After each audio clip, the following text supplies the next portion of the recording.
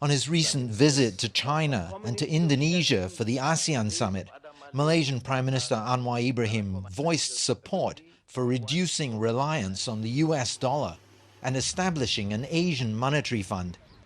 His suggestions were welcomed by China, some Southeast Asian countries, and economists such as Ye Kim Leng, an advisor to Malaysia's Prime Minister.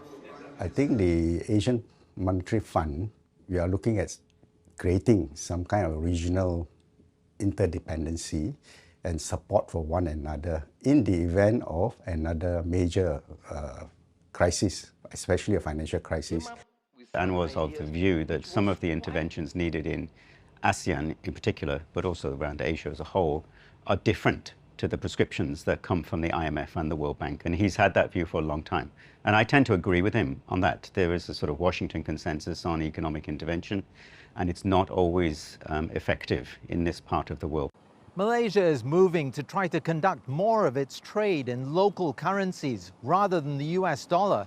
It's already doing so with India, and it's creating a platform to conduct its massive trade with China in either renminbi or ringgit. The challenge for the country now is to actually encourage the traders and the exporters and importers to actually make use of those facilities and trade using either the ringgit or the renminbi as the currency for payment and settlement.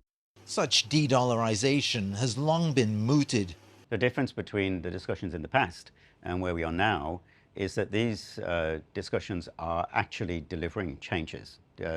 Trade is now actually moving into bilateral currencies. I think also the geopolitical situation is different now. The growing dominance of China and the Belt and Road in particular has changed the economic landscape now to how it was 10 or 20 years ago. So all of these things do make a difference.